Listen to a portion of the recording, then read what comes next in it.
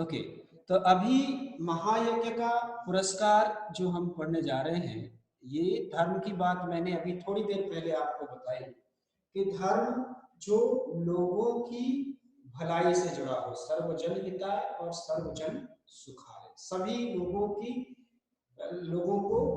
लोगों के हित से जुड़ा हो और लोगों को सुख पहुंचाने वाला हो। अगर ऐसा काम करते हैं आप, तो आपका काम धर्म के अनुरूप, धर्म यही है। और मैंने जैसे बताया कि ये ऐसे काम करके आप सोचें कि आप किसी के ऊपर एहसान कर रहे हैं, तो ऐसी बात भी नहीं है। तो इस बारे में जो कथा कहानी अभी अब आप सुने, एक धनी सेठ थे, अत्यंत विनम्र और उदार। तो विनम्र शब्द का अर्थ आप लिखेंगे, विनम्र। विनम्र माने अंग्रेजी में आप इनको कहते हैं बहुत पोलाइट थे। सर अभी हम लोग को बस बोर्ड देखना है ना, कुछ लिखना नहीं है ना? लिखना ही है भाई, सब कुछ अभी। हाँ, तो अभी तो साथ साथ सब काम होता जाएगा। विनम्र और उदार। विनम्र माने होता है पोलाइट, और उदार यानी बहुत काइंड। कोई व्यक्ति जो बहुत काइंड हो, यानी जो बहुत ही डाउन टू अर्थ, जिसे आप कहते हो,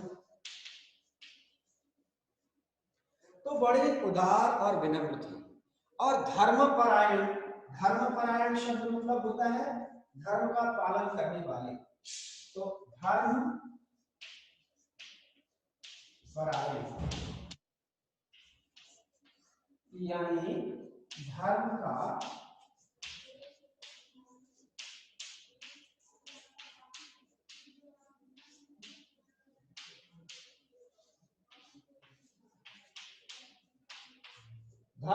पालन करने वाले थे। तो अब ऐसा कैसे धर्म का पालन किया करते थे वो, कि कोई भी भगवा वस्त्र पहन करके साधु महात्मा बन करके उनके दरवाजे पर आए, तो वो उसका बहुत आदर सम्मान करते थे। वो उन्हें भरपेट भोजन कराते थे, उसे उसे कभी खाली पेट लौटने नहीं देते थे। किसी भी चीज की उसे जरूरत होती तो उसकी मदद करते। तो जो भी उनके यहाँ आता कभी निराश नहीं होता था। निराश होने का मतलब बता सकते हैं आप? दुखी, दुखी, अनसैटिस्फाइड, लाइक अगर कोई अनसैटिस्फाइड। आशा आपके पास है, होप है, तो आप किसी के पास जाएंगे कि मैं इनके पास जाऊंगा, मुझे ये चीज मिल जाएगी, और आपको वो चीज नहीं मिली अगर, तो आप निराश हो जाएंगे, होपलेस हो जाएंगे। ठीक है, आप क्या सोच करके गए थे और क्या हुआ, तो होपलेस हो जाए। तो जो भी उनके यहाँ जाता था, उसे जो भी जरूरत होती थी उसकी यथासंभव अपनी शक्ति के अनुरूप उसकी मदद किया करते थे। और फिर उसके बाद क्या हुआ, उनके भंडार का द्वार सबके लिए खुला। भंडार शब्द भी आप जानते हैं, जिसका मतलब होता है, बताइए। ढेर। हाँ, ढेर, गोदाम, खजाना, समझ रहे हैं ना, जहां पर आप चीजों को स्टोर करते हैं, स्टोर। तो उनका स्टोर, उनका उनका भंडार हमेशा सभी के लिए खुला रहता था। जो हाथ पसारे वही पाए। अब ये देखिए, जो हाथ पसारे वही पाए, मतलब जो भी हाथ पसारे का मतलब होता है फैलाए। जो भी हाथ फैलाए वही पाए, उसे मिल जाता था कि मुझे ये चीज चाहिए, मैंने हाथ फैलाया उनसे, तो मुझे उन्होंने वो चीज दे दी। तो से अच्छा, जब ऐसे थे तो बहुत सारे यज्ञ भी किया करते थे, पूजा पाठ किया करते थे, बहुत किस्म किस्म के यज्ञ किया करते थे, और बहुत दान में बहुत सारा धन दीन और दुखियों को दिया करते थे। जो भी दीन दुखी का मतलब समझते हैं आप, जो पीपल हु आर बहुत, जो बहुत कमजोर हो उन्हें दीन कह सकते हैं आप, और जो बहुत दुखी हो उनको दान दिया करते थे। दान का मतलब आप जानते ही हैं, डोनेट करना। जानते हैं ना दान का मतलब? डोनेट करना या हेल्प के लिए कुछ देना किसी को, उसी को आप कहेंगे दान दिया करते थे। तो अब लेकिन हमेशा समय एक जैसा नहीं रहता, समय को कहता है ना एक साइकिल। भंडार का मतलब स्टोर है ना? हाँ, तो जैसे कहते हैं ना समय का चक्र ऐसे एक साइकिल जैसा घूमता है, कभी ऊपर है तो कभी नीचे है, तो ठीक ऐसा ही उनके साथ भी हुआ। अकस्मात, अकस्मात का मतलब होता है अचानक। अचानक सेठ का बुरा वक्त आ गया। अकस्मात, अकस्मात माने अचानक, सडनली। कुछ दिनों में कुछ चीजें ऐसी हुई, उनको घाटा लगा बिजनेस में, व्यापार में, चीजों में, तो उनको नुकसान हुआ, बुरा वक्त आ गया। बुरा वक्त आना मतलब बुरा सब गलत चीजें उनके साथ होने लगी। सेठ की हालत बहुत खराब हो गई, उनकी फाइनेंशियल पोजीशन बहुत वीक हो गई, खजाने खाली हो गए। जो उनके पास खजाना था, खजाना माने जो उनका ट्रेजर था, जो उनका ट्रेजर था वो भी खाली हो गया, एम्प्टी हो गया भाई, खाली हो गया। अब इसके बाद क्या किया जाता है? तो खजाना खाली हो गया, फिर कहते हैं साथी संगियों ने अपनी राह पकड़ी। यही देखिए महत्वपूर्ण बात आ गई, फिर से एक बार समझने की बात है। जो उनके साथी थे, यानी साथ में रहने वाले, संगी, इसका मतलब एक ही चीज है, साथी और संगी, मित्र। जो भी साथी संगी थे, साथी संगी यानी मित्र,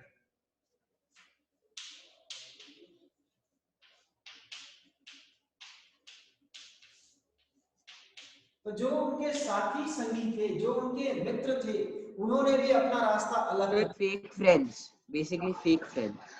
हाँ, तो वो इस तरह के जो दोस्त थे उन्होंने अपना रास्ता पकड़ लिया। और यहां तक नौबत आई कि सेठ भूखों मरने लगे। नौबत माने स्थिति, नौबत, ऐसी नौबत आ गई, ऐसी स्थिति आ गई, सिचुएशन। हाँ, ऐसी सिचुएशन आ गई। नौबत माने ऐसी स्थिति आ गई, ऐसी सिचुएशन आ गई कि सेठ भूखों मरने की नौबत आ गई, पेट भर खाना भी नहीं मिल पा रहा था उनको। तो कहते थे उन दिनों एक प्रथा प्रचलित थी। जिस समय ये कहानी लिखी गई उस समय एक प्रथा यानी एक ट्रेडिशन था। ट्रेडिशन ये था कि जो आप कोई अच्छे काम करते हैं तो आप अपने अच्छे कामों को बेच सकते हैं, एंड यू विल गेट बहुत उसके जिस तरह का आपका काम है उस हिसाब से उसकी कीमत लगाई जाती थी। तो इसमें कहते हैं कि एक प्रथा प्रचलित थी, यज्ञों का क्रय और विक्रय होता था। ये देखिए, क्रय और विक्रय दोनों अपोजिट हैं एक दूसरे के। तो क्रय माने खरीदना और विक्रय माने होता है बेचना।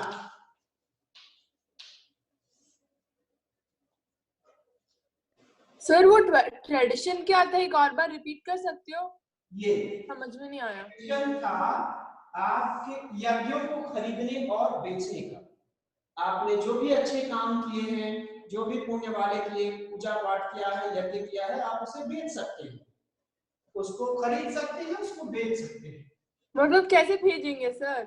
हाँ, कैसे भेजेंगे? Basically, example, I did a good deed, okay, and if I sell it to you, it'll be like you did it, right, sir? ऐसे, ओके। तो दिस वे वो उसे बेच सकते थे, खरीद सकते थे। जिस समय ये कहानी लिखी गई उस समय इस तरह की प्रथा प्रचलित थी। तो जैसा काम होता था उसका वैसा तदनुसार, इसमें लिखा हुआ है छोटा बड़ा। छोटा बड़ा माने जैसा काम है, तदनुसार माने उसी के अनुसार, तद अनुसार, तदनुसार माने उसी के अनुसार, अकॉर्डिंग टू योर वर्क, उसी के अनुसार उसका मूल्य लगाया जाता था कि आपका काम अगर छोटा है तो छोटा मूल्य लगेगा, आपका काम बड़ा है तो बड़ा मूल्य लगेगा। अब जब तक बहुत तंगी हुई मतलब बहुत ही परेशानी में आए। तंग हो जाना मतलब एकदम क्रैम्प हो जाना, ऐसी सिचुएशन जहां पर कि आप कुछ भी नहीं कर पाएंगे। तो तंगी हो गई माने बहुत ही तकलीफ का समय आ गया। जब खाना खाने का भी पैसा नहीं है तो अब इससे बड़ी तंगी क्या होगी? तंगी माने गरीबी। तो जब बहुत गरीबी हो गई, बहुत ज्यादा खाने पीने के लिए भी समय नहीं था, पैसे नहीं थे, तो एक दिन सेठानी ने कहा कि आपने बहुत सारे यज्ञ किए हैं, बहुत अच्छे अच्छे काम किए हैं, क्यों ना आप अपना एक काम बेच डालिए, अपना एक यज्ञ ही बेच डालो, इतने अच्छे अच्छे काम किए, इतने धर्म के काम किए हैं, आप उसमें से किसी एक को बेच दो। तो यह सुनकर के सेठ बहुत दुखी हुए कि मैंने जो अच्छे काम किए थे वो उनको बेचने के लिए थोड़ी ना किया था, मैंने जो भी काम किया था वो तो सिर्फ मेरा दायित्व था, मेरा कर्तव्य था, जैसा उन्होंने पहले अभी बताया है राइटर ने, उसे बेचूं कैसे। पर बाद में अपनी मोहताजी का विचार कर यज्ञ बेचने के लिए तैयार हो गए। मोहताजी मतलब विवशता, मजबूरी। सर बेसिकली उन्हें लाइक उनके पास और कोई वे नहीं था पैसा कमाने का, तो लाइक उन्हें मजबूरी से करना पड़ा। हाँ, तो जब बाद में उन्होंने अपनी मोहताजी पर विचार किया कि बात में सच में मुझे इस समय तो बड़ी मुश्किल परिस्थिति में हूँ, तो फिर उन्होंने कहा कि ठीक है, तैयार हो गए। अब सेठ के यहाँ से 10-12 कोस की दूरी पर, 10-12 कोस, कोस का मतलब होता है माइल, कोस का मतलब होता है वो जो आप माइल यूनिट नहीं होता, यूनिट ऑफ डिस्टेंस, तो 10-12 कोस की दूरी पर कुंदनपुर नाम का एक नगर था, जिसमें एक बहुत बड़े सेठ थे, लोग उन्हें धन्ना सेठ कहते थे। ये पॉइंट याद रखिए कि सेठ का नाम क्या था, धन्ना सेठ।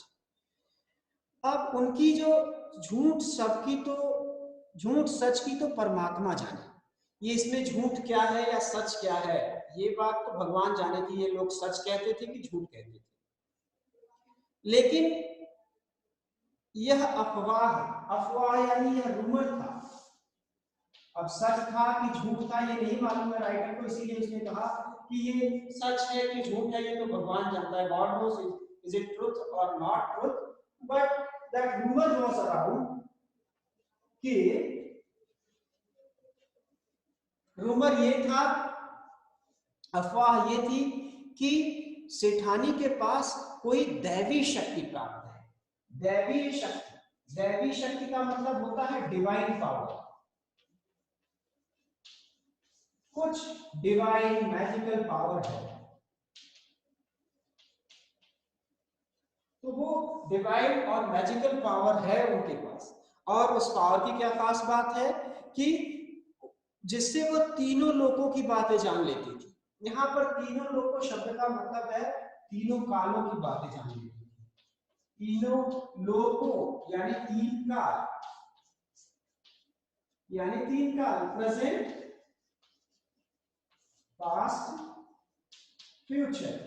इसको हिंदी में जब आप कहेंगे तो वर्तमान, भूतकाल और भविष्य। मतलब व्हाट विल हैपन ये, और व्हाट हैज हैपेंड वो भी उन्हें पता था, व्हाट इज हैपनिंग वो भी इन्हें पता चल जाता था। उन्हें तीनों चीजों के बारे में पता चल जाता था। ये कोई डिवाइन मैजिकल पावर उनके पास था। और धन की उनके पास तो कमी नहीं थी। तो विपदग्रस्त सेठ कैसा था, विपदग्रस्त था, विपत्ति में था।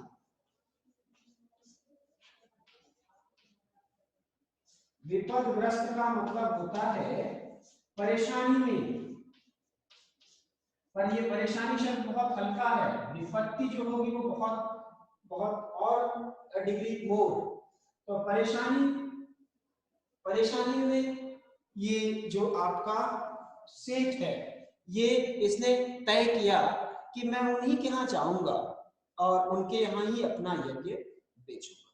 ठीक है, तो अभी तक हमने यहाँ पर इतना किया। अब कहानी अब आगे बढ़ाते हैं। तो कहानी में अब आगे ये बात आती है कि जब उन्होंने तय कर लिया कि अब तो यज्ञ बेचना ही है और इसके सिवाय और कोई रास्ता नहीं है, तब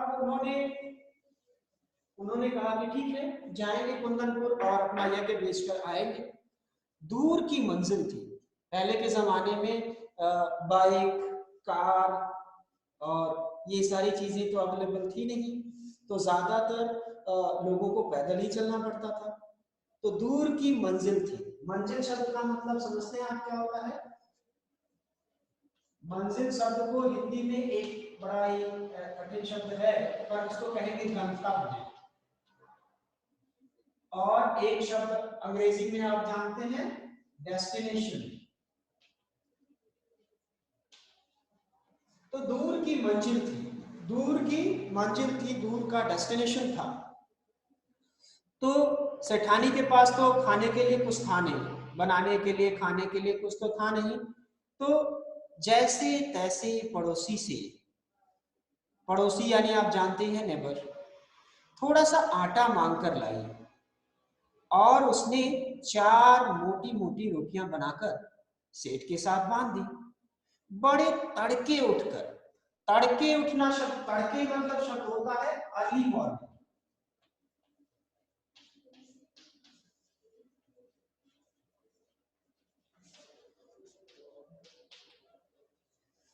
बड़े तड़के उठकर, अर्ली मॉर्निंग उठ करके उन्होंने क्या किया कि कुंदनपुर की ओर चल दिए। सेठ ने सोचा कि सूरज निकले तब तक जितना रास्ता पार कर ले उतना अच्छा होगा, मतलब जितना रास्ता तय कर ले, क्योंकि धूप हो जाएगी तो चलने में और मुश्किल होगी, तो उतना ही अच्छा। यह सोचकर वे खूब तेज यानी फास्ट, तेज चलने लगे। लेकिन आधा रास्ता पार करते करते धूप में इतनी तेजी आ गई। अब देखिए, तेज चलना और धूप में तेजी आना, ये दोनों शब्द आप देख रहे हैं ना, तेज ही शब्द दो जगह पर है, तेज और तेजी। तो धूप की जो शार्पनेस थी, धूप का जो इफेक्ट था वो बढ़ गया, तेजी आ गई। माने धूप में तेजी आना मतलब प्रभाव बढ़ना,